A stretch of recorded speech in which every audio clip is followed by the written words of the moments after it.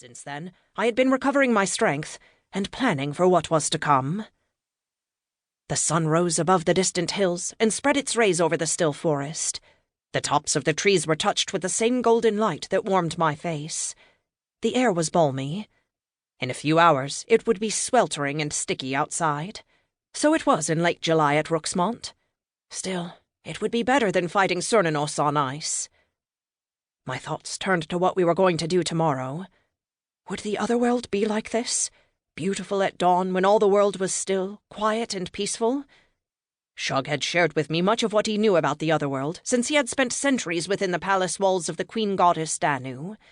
There he had trained the third Morrigan, 3 women appointed by the Tuae Dadonan. According to Shug, those 3 women were still there, trapped in dungeons beneath the palace. I was going to the Otherworld in search of the rogue Fianna, who had once been appointed as the protectors of Data's cauldron. The cauldron was lost, and for me to finish the fight with Cernunnos, I had to reach it before he did. Fortunately, Cernunnos wouldn't be returning to the Otherworld any time soon, since he despised many of the gods there. What if we find the Fianna, and there is still time to free the Morrigans?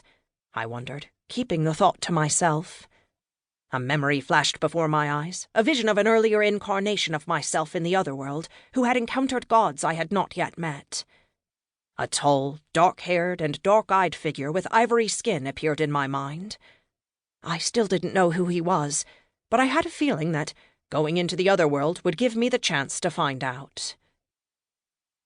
Shug called me from the broken fountain in Ireland, where the gods used to go back and forth between here and the Otherworld, I told the 3 in my mind. But, Mirren pressed, he found the veil torn down. The gods have closed off the path from anyone in this realm. I sighed. We will have to find another way in. That's why you have come to us, Caroline chimed in. You want to see if we know anything. Do you? I asked. Gran answered for all 3. We know very little of Otherworld, since the 3 of us spent all our time in the mortal realm. Most of the Morrigans have remained here since the fight with Balor and the return of the Tuae Dadonan to Otherworld. Morrigan rebelled against the gods then, and has been working mostly on her own in this realm ever since. Until now, Caroline added. It is a good thing you have Lugh as an ally. I was still coming to terms with Lugh, the warrior god, who had been known to me as Reginald Houndson, billionaire philanthropist, until a few months ago. I had been shocked to learn he went by Ruadon, the god of mystery, but it had turned out that was just a cover-up for his true identity. I still had a hard time figuring out what to call him. Gran, Caroline, and Mirren stuck with Lugh. Mirren picked up where Gran and Caroline left off.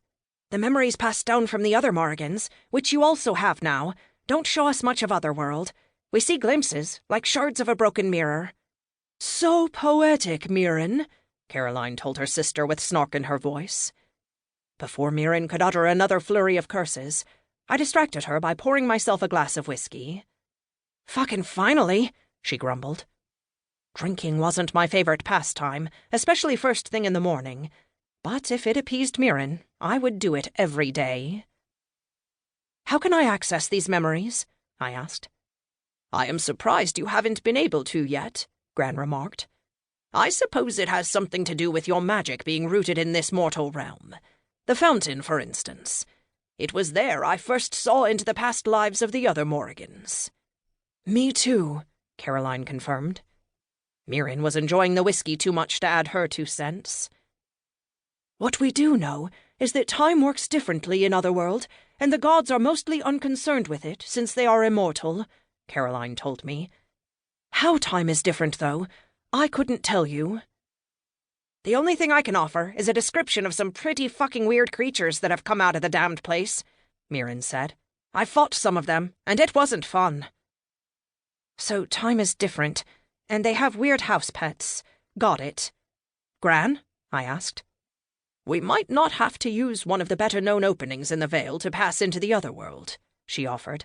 There are a few forgotten places where there are small portals or passages to Otherworld. Whether or not they function anymore is another question. But I do remember our darling wolf being very aware of them and often patrolling about them. Perhaps he would be good to have around for that. As if Gran's mention of the wolf...